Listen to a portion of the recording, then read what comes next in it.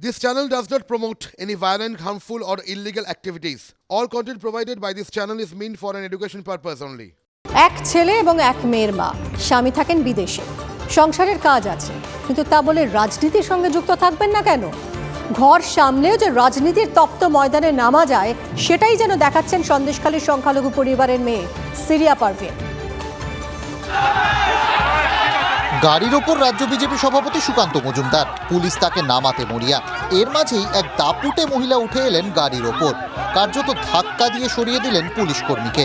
নাম সিরিয়া পারভিন, সংখ্যালঘু পরিবারের মেয়ে, সংখ্যালঘু পরিবারের বধূ। সংসার ভুলে আপাতত নেমেছেন সন্দেশখালীর লড়াইয়ে। শুরু থেকে শেষ সুকান্ত মজুমদারের বিক্ষোভ আন্দোলন থেকেই গ্রেফতার করা হয়েছে তাকে।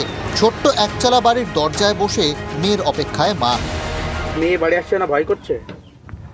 ভয় হচ্ছে, কালকে গিয়েছে সকালে, আজকে সারাদিন গেল, কাল সারাদিন গেল, এটা চিন্তা হচ্ছে। বর্তমানে বিজেপির বসিরহাট সাংগঠনিক জেলার সম্পাদক সিরিয়া পারভিন যুব থেকে লড়াই করেই উঠে এসেছেন মূল রাজনীতিতে। এবারের সন্দেশখালী আন্দোলনে গেরুয়া শিবিরের অন্যতম মুখ হয়ে উঠেছেন সিরিয়া। আমাদের দাদা সুকান্ত মজুমদার রাজ্য সভাপতি, ওনাকে অপদস্থ করা হচ্ছিল, ওনাকে গাড়ি থেকে ফেলে দেওয়া হচ্ছিল, মহিলা পুলিশ উপরে উঠে ওনাকে অপদস্থ করছিল, সেটা আমি আটকাতে গিয়েছিলাম, উপরে উঠেছিলাম, তার জন্য ওখান থেকে আমাকে হিজড়ে টেনে নিয়ে এসে আঙুলটা ভেঙে দিয়েছে। দেখুন এখানে ফুলে আছে, অন্যায়ভাবে আটকানো হয়েছে আমাকে। 2017 সাল থেকে বিজেপিতে নাম লিখিয়েছেন সংখ্যালঘু পরিবারের সিরিয়া। সন্দেশখালী আন্দোলন যেন তাকে নতুন করে চেনালো। অর্ণব ব্রহ্ম ও সায়ন্ত ভট্টাচার্যের রিপোর্ট, TV9 বাংলা।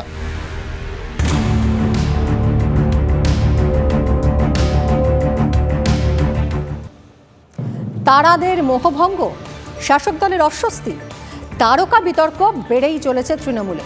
দোরগোড়ায় লোকসভা নির্বাচন, সেলেব সাংসদদের সামলাতে এই মুহূর্তে ব্যস্ত শাসক দল। রাজনীতি ছাড়তে চেয়েও কোন মন্ত্রী টিকে গেলেন দেব? দিদির মাস্টার প্ল্যানে আটকে গেলেন দেব। ঘাটালে ঘটনামহুল গোষ্ঠীদ্বন্দ্ব তৃণমূলের। রাজনীতিতে দেব দুর্লভ। তৃণমূলে তৃতীয়বারের টিকিট পাকা টলিউড হিরো। ভোটের টিকিট পাওয়ার আগেই ইডির ডাক দেবকে। বিদায়ের সুর যাদবপুরের মিমির মুখেও। লোকসভার মেয়াদ শেষে অপমানিত মিমি, পদত্যাগে ইচ্ছুক মিমি দলনেত্রীর স্মরণে। দিদির সম্মতির অপেক্ষায় যাদবপুরের সাংসদ। সরাসরি স্পিকারকে চিঠি নয় কেন, উঠছে প্রশ্ন। রাজনীতি আমার জায়গা নয় বোধোদয় মিমির। 5 বছর কাটিয়ে দিয়ে বোধোদয় কেন? মিমি বিতর্কে প্রশ্ন কুণাল ঘোষের। সাংসদ নুসরতকে নিয়েও অস্বস্তি তৃণমূলের। উত্তাল সন্দেশখালী, অশান্ত বসিরহাট, দুঃসময় মেলে না নায়িকার সংবাদ।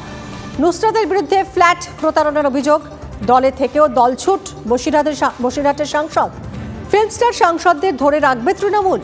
সুখে থাকতে রাজনীতির ভূতের মুখে তারারা।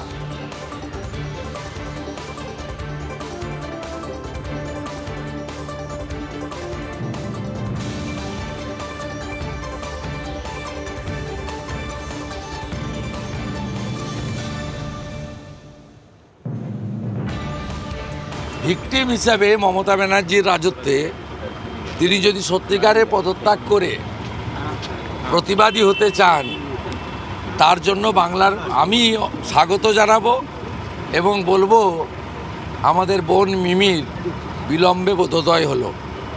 কিন্তু ত্রুটিপূর্ণ পদত্যাগ, এই পদত্যাগে দর বাড়ানো, টিকিট কনফার্ম করা, না ঘাটালের মতো অন্য কিছু হিডেন এজেন্ডা আছে, সেটা ভবিষ্যতই বলবে।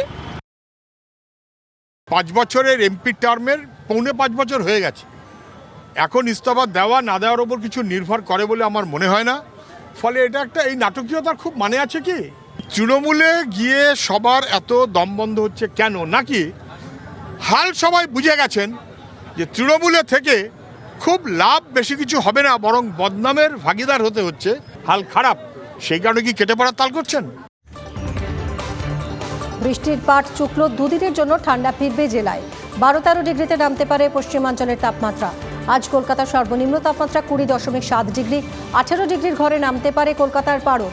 দুদিন পর ফের বাড়তে শুরু করবে তাপমাত্রা। আগামী সপ্তাহে সর্বোচ্চ তাপমাত্রা 30 ডিগ্রি পেরোনোর ইঙ্গিত।